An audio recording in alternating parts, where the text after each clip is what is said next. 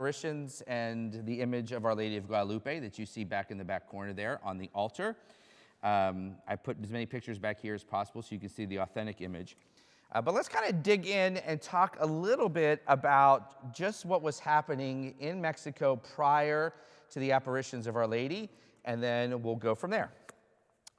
Aztec deities, and this is very important when you come to learn about the theology of Our Lady of Guadalupe and what she said to native Juan Diego, of some of the words that she used.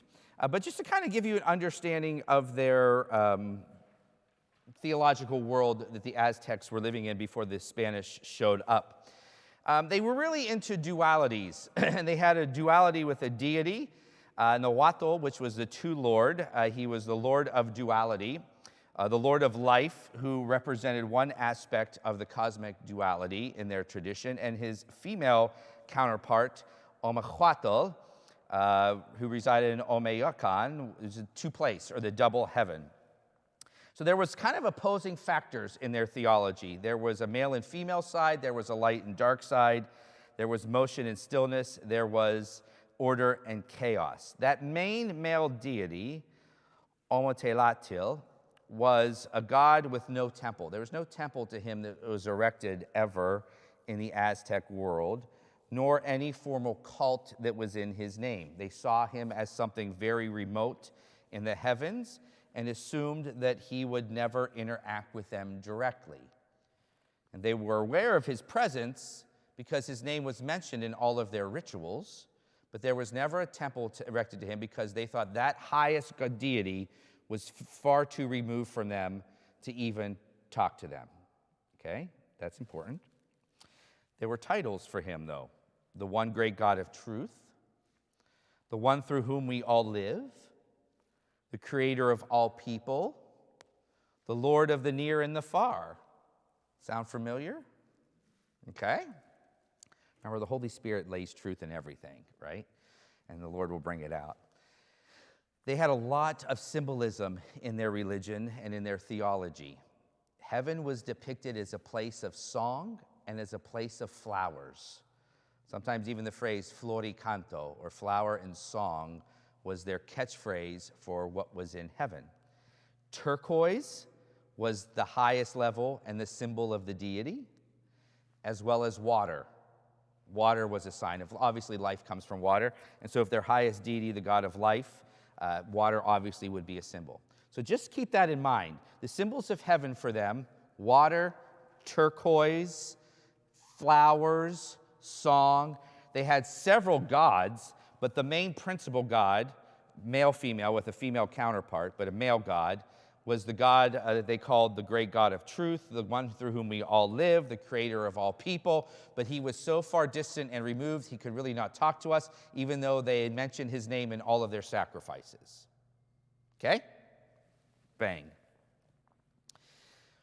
One of their other deities, Quetzalcoatl. Quetzalcoatl, as you see in the picture there, was a feathered snake, a feathered serpent. He was also the sun god. He created humanity either by a flower or by his own blood. All human sacrifices, if you ever watched Indiana Jones or things of that nature, all of the human sacrifices were offered up to Quetzalcoatl. Archaeologists say that almost 250,000 people a year were sacrificed in the Aztec world to the feathered serpent god Quetzalcoatl. His female duality was Tonatzin, which was known as the Great Serpent Mother. And a temple to Nahuatl was built on a hill in Mexico City called Tepeyac. Okay? That's all background. All right? All right. Before the Spanish conquest, all right? Just very, very quickly, in November 1519, Cortez uncovers evidence of human sacrifices after they arrived. After failing to trap Cortez and his forces, Montezuma invites the Spaniards into the capital city. Cortez places Montezuma under house arrest, and he removes the statues of the Aztec gods from the temple in Mexico City. Human sacrificing stops only for about 3 months. In spring of 1520, Cortez leaves the capital city, and during the celebration of Quetzalcoatl, the sun god, Alvarado surrounds the temples and slaughters all the unarmed celebrants. The natives fought back, attacking the Spaniards, and Montezuma dies actually in that battle in 1520. In June of that year of 1520, the Spaniards are defeated by the Aztecs and driven out of Mexico City. In May of 1521, Cortez returns to the capital city, this time with Indian allies, and a battle between the Spaniards and the Aztecs lasts for 93 days, and then all of a sudden, the gift that the Europeans bring, smallpox, begins to invade the Aztec world. On August 13th of 1521, the capital city is surrendered to Cortez, and the main Aztec temple in Mexico City is destroyed. It's in 1524 that Franciscan missionaries arrive to begin to try to convert the Aztecs to Christianity. The natives remain resistant, and their mistreatment leads to violent outbursts. The only reason I say all that stuff is you can see the actual back and forth between the Aztecs and the Spanish, the amount of bloodshed, the amount of violence, the amount of oppression. In 1524, when the Mexican missionaries, the Spaniard missionaries, the Franciscans arrive, they do some conversions, but maybe only about 1,000 or 2,000 in a population of millions because of the mistrust and the hatred and the brutal oppression. Okay? I say all of that because things changed in 1531. We're talking 7 years after all of that, okay? Let's talk about what happened. On December the 9th, 1531, a man named Juan Diego, who was an Aztec who converted to Christianity, he was one of the few that were baptized, was walking past Tepeyac Hill going to Mass, basically in Mexico City. We've heard Tepeyac Hill mentioned before. What happened on Tepeyac Hill? There was a temple to the female serpent god, right? Tenochtitlan. Juan Diego. Now, a lot of the quotes that you're going to see here come from this. This is called the Nican Mopoa. The Nican Mopoa was an interview that was done with all of the participants of the story. It goes back to 1560, so we're talking only 30 years after the events of the apparition. And so a lot of this is the detailed description of what Mary said to Juan Diego and the conversation that happened around there. But as he was going to Mass early in the morning on December the 9th of 1531, he heard singing on the hill of Tepeyac, like the song of many precious birds. And when their voices would stop, it was as if the hill was answering them. Extremely soft and delightful, their songs exceeded the songs of precious birds. Remember, what was their understanding of heaven? Flowers, songs, turquoise. I love what Juan Diego says. Is it possible that I am in the place of our ancient ancestors, our grandparents, in the land of flowers? So as he's walking to Mass, he hears this music that he doesn't understand, and he thinks he's dead. He thinks he's in heaven. The singing stops, and he hears a voice, Juan Dieguito, my little Juan. He climbs up to the top of Tepeyac Hill, and he sees a maiden. He was filled with admiration for the way her perfect grandeur exceeded all imagination. Her clothing was shining like the sun, as if it were giving out waves of light. And the stone, the crag on which she stood, seemed to be giving out rays. Her radiance was like precious stones. It seems like an exquisite bracelet. The earth seemed to shine with the brilliance of a rainbow in the midst. She tells him to go see Bishop Zumarraga. He's the Franciscan bishop who's in charge of the territory, and asks to have a church built on the hill. So he goes. After Bishop Zumarraga makes him wait, the bishop says to Juan Diego that he will think about it and sends Juan Diego away. Church hasn't changed in many thousands of years. So Juan Diego returns to Tepeyac Hill and tells Mary he can't do it. She chose the wrong guy.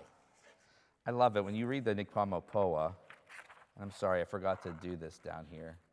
He says, look, you've chosen the wrong person.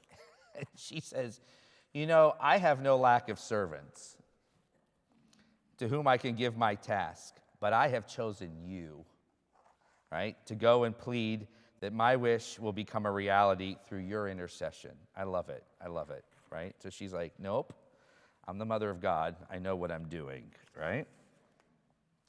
She assures him that she hasn't chosen the wrong person and that he should go again to the bishop in the morning, all right? So, December the 10th, the next day, Juan Diego goes to Mass, and then he goes to see the bishop. Bishop makes him wait again. Bishop finally meets with him. Because remember, the bishop is like, who's this crazy man? I mean, believe me, if I was a rector and someone came to me and said, oh, let me meet at church today, I saw this shining woman who said she wants a chapel built out by the garden. I'd be like, are you off your meds, right? The bishop asks him to wait. And then the bishop sees him and then begins to question him in detail. And then the bishop says, this is true, I need a sign. And he tells Juan to go back to the woman and ask for a sign. So he does. He goes back to Tepeyac Hill. He sees Our Lady. She says, yes, come back tomorrow for the sign. In that night, Juan Diego was with his uncle Bernardino, who became gravely ill. And so he stayed with his uncle on the 11th. He didn't go to the hill because he wanted to stay with his uncle. On the 12th of December, he leaves his house because he needs to go get a priest for last rites for his uncle Bernardino, who's now dying. I love it. The Nican Mopoa talks about he went around the other side, so he didn't go past the hill because he didn't want to disappoint the woman. And as he's passing, he sees her walk from the top of the hill down to him. And I love him. She says, Juan Dieguito, where are you going? He explains that his uncle is ill and that will die and that he needs to go and see a priest. I love this line that she says to him. She says, Juan Dieguito, am I not here who am your mother? Are you not under the shadow of my protection? Are you not in the hollow of my mantle? Do you need anything more? Let nothing worry you. Do not let your uncle's illness pressure you with grief, because he will not die. In fact, he is already well. Now get to the job I told you to do. All right? So he was astonished. She told him to go back up to the top of the hill for the sign. He was astonished by all of them, the signs that he saw. Blooming open flowers of every kind, lovely and beautiful when it still was not their season. He gathers the flowers that he sees on top of this. Remember, Mexico City, I mean, it's warmer, but it's still colder, right? So he sees flowers that aren't supposed to be growing. He cuts them all down, and she actually arranges them in what's called his tilma. Now, you see, when I wear Mass, I have a chasuble, right? Which is basically it's a poncho. They had the same thing in the Mexican world. The tilma was an outer garment with a hood, but it was kind of like a chasuble. It was made from the maguey fibers it's a cactus fiber. They only lasted about 30 years, all right? They were woven, and so it was an outer garment. So he kind of held it, according to the Nican Mopoa. She placed the flowers in it and then closed it. And she said to him, do not show anyone but the bishop. So he goes to the bishop's residence.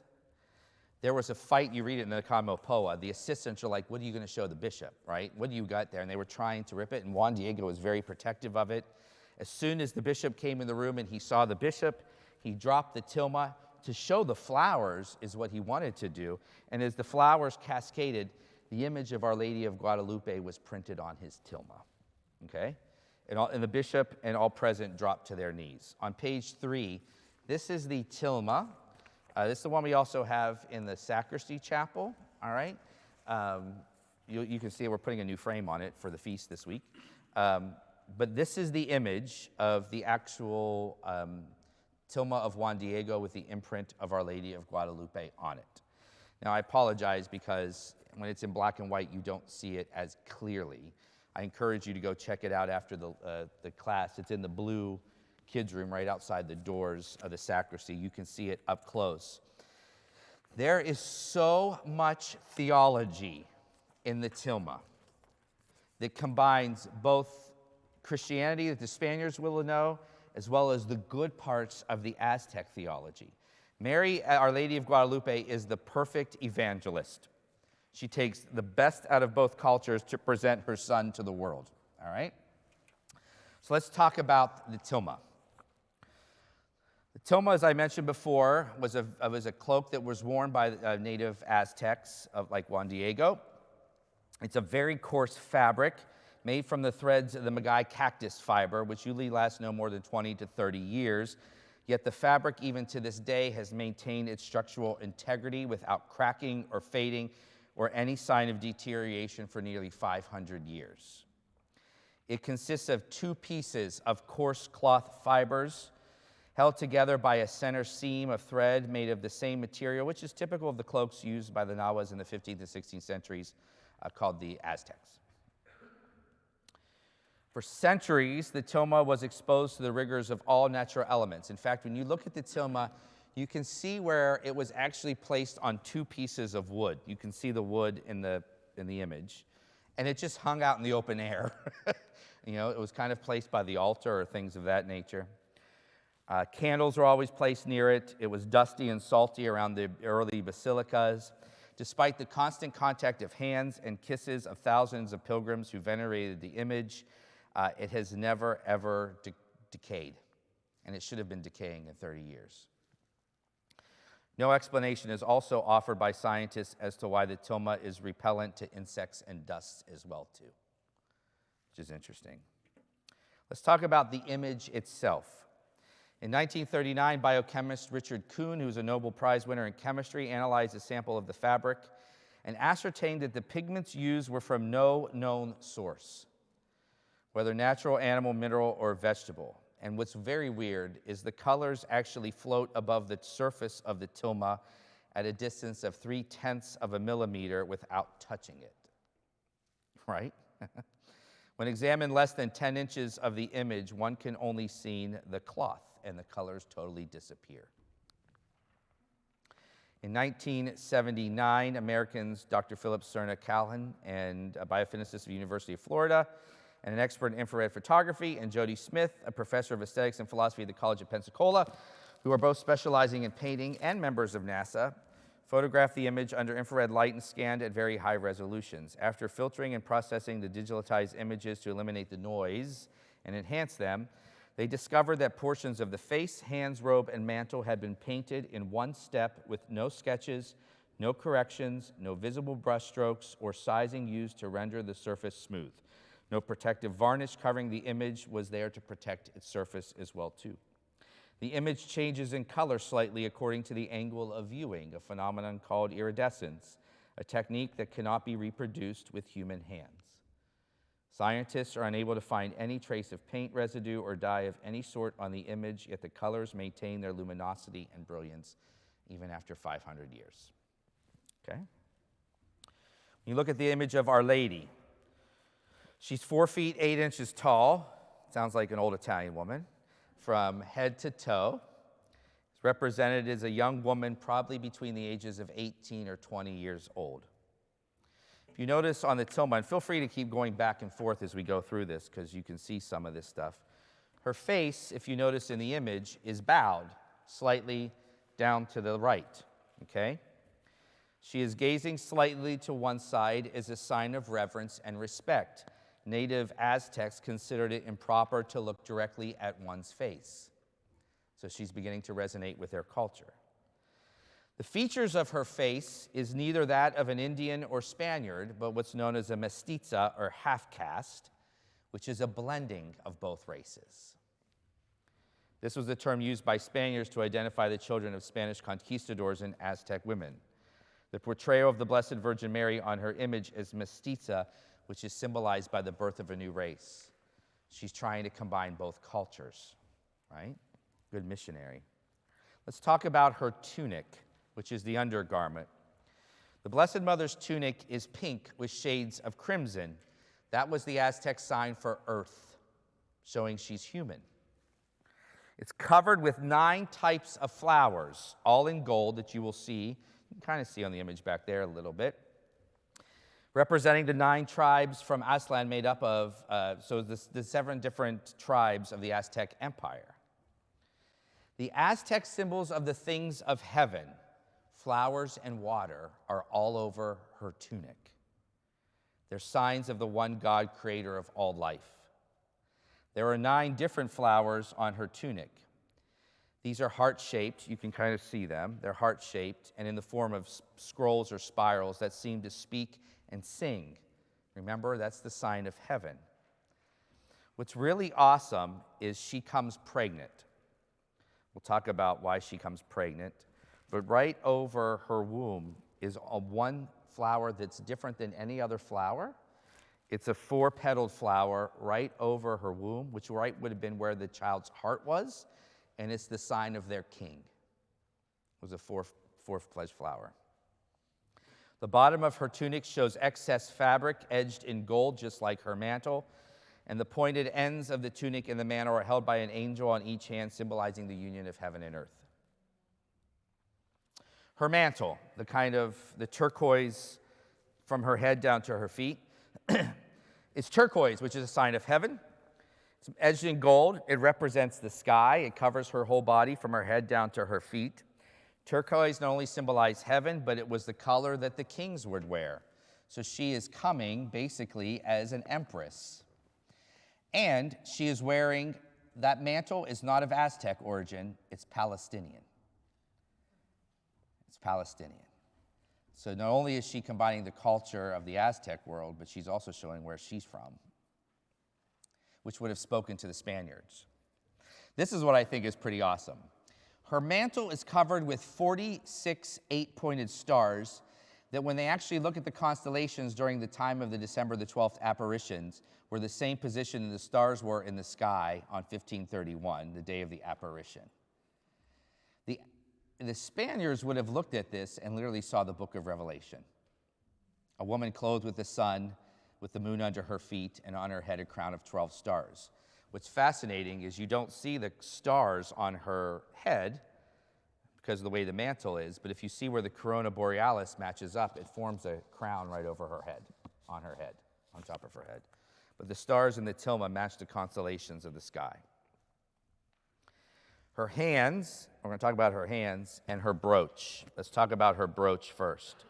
Indigenous Aztecs during this time had idols with a jade oval, which they believe gave life.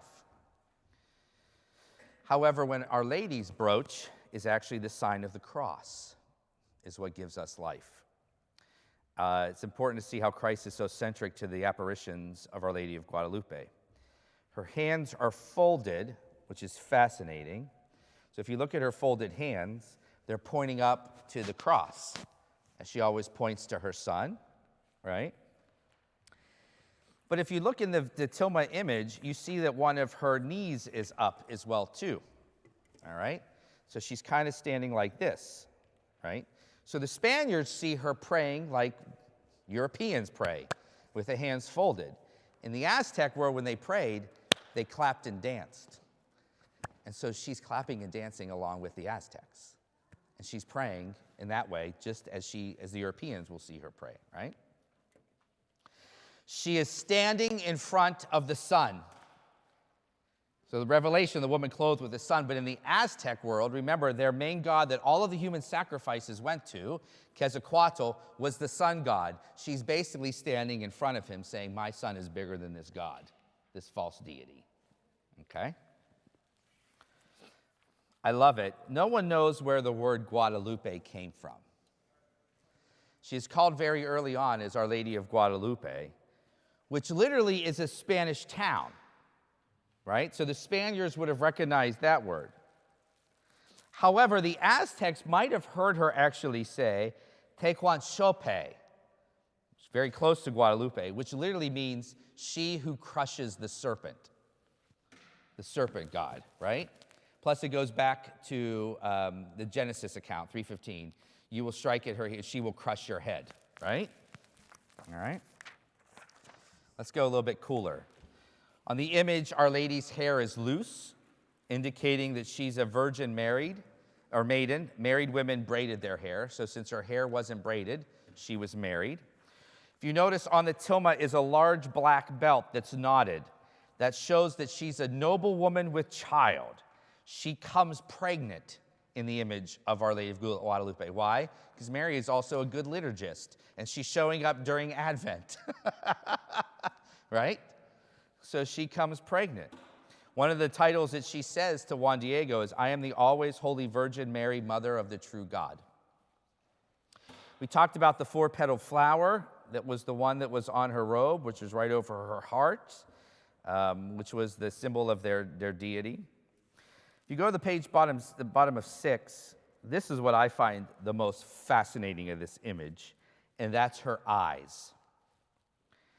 If you look at her eyes, ophthalmologists have tested the image and affirmed that there are human forms reflected in the eyes.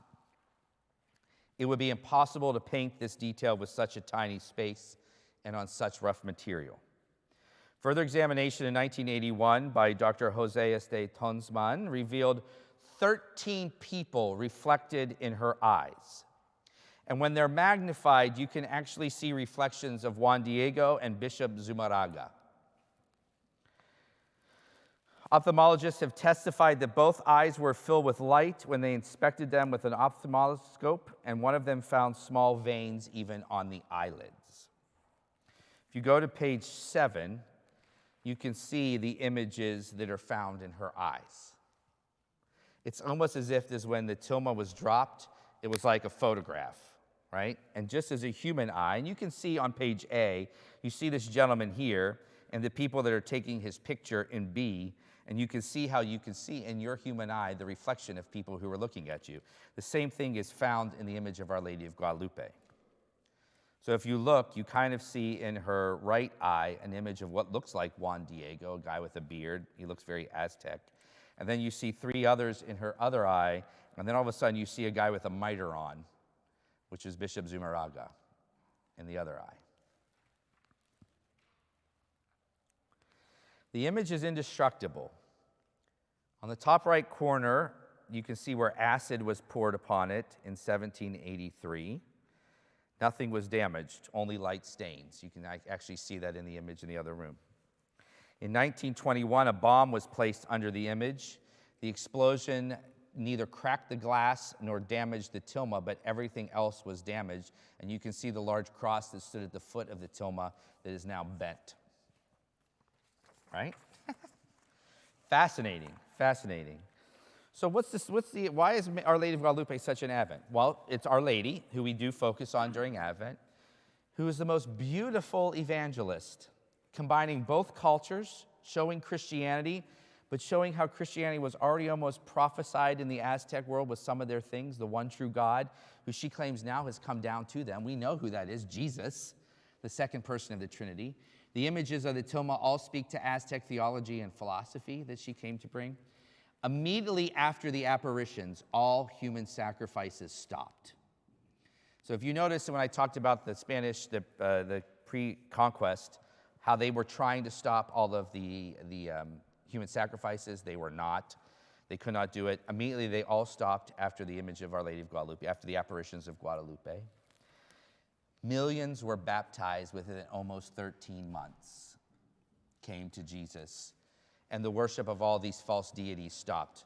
Temples to Quetzalcoatl, they all were literally torn down by the Aztecs, who recognized them as false and alternative Christianity. Turned to Jesus, which was pretty darn awesome. She didn't oppress anyone. She did it with gentleness. She did it with love, which was awesome. I have no idea what time it is, so I forgot my thing in the other room. 9:32, good. I would encourage you to read the Niqampoa, which is absolutely beautiful. To learn a little bit more, you can actually read all of the back and forth information in the interview and the text from that there. But I'll open it up to questions if anyone has questions.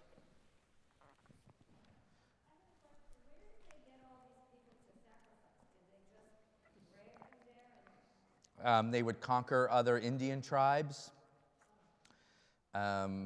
There was a movie out several years ago called Apocalypto, which kind of shows some of this stuff, where they would conquer, various other Indian tribes all over, and then take their warriors, and they would literally, on top of this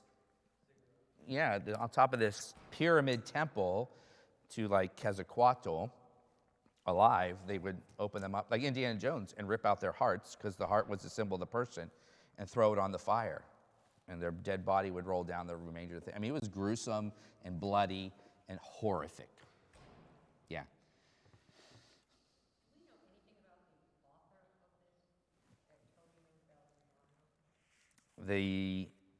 I think he was the original interviewer.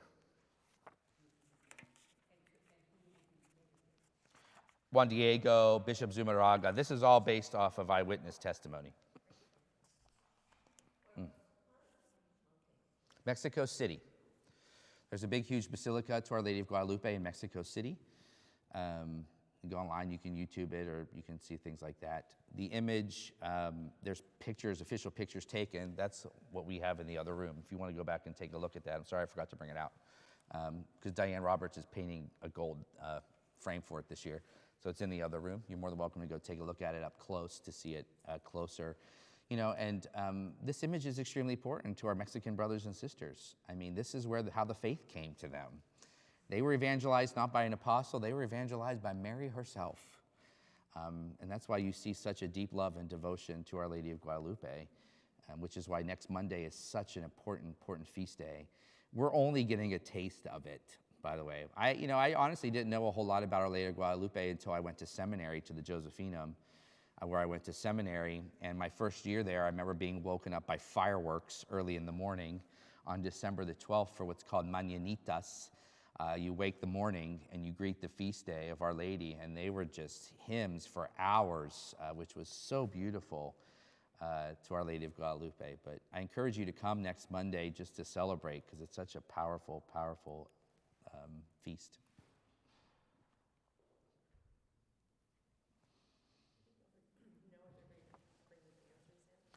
They're going to know more in the next couple of days, I think.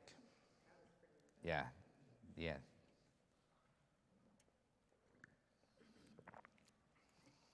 Cool. Anything else? Yes.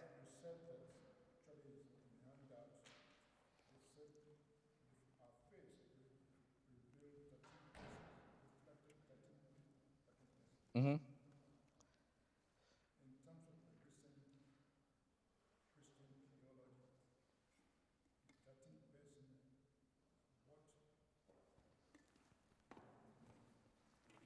I don't know if there's any necessary theology behind the 13 people. I think they're just showing, and because you can only see in these images only a handful. The doctor who examined it in 1981 did a closer up shot of that. I don't know if we have that actual image. I don't know if there's necessary theology behind the 13 at all. Oh, the candle?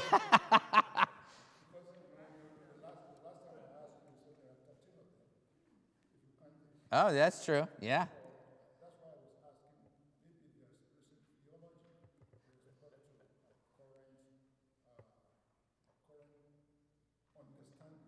Of what the 13 is. Yeah, in this situation, I don't think so. I think it's just, you can clearly see Juan Diego, Bishop Zumarraga, and his assistants in the eyes of someone that, even just the proof that there's a reflective, the way it works in human nature, the way our eyes work in this tilma, that some people think were painted on a magai fiber, is impossible if it wasn't a miraculous image.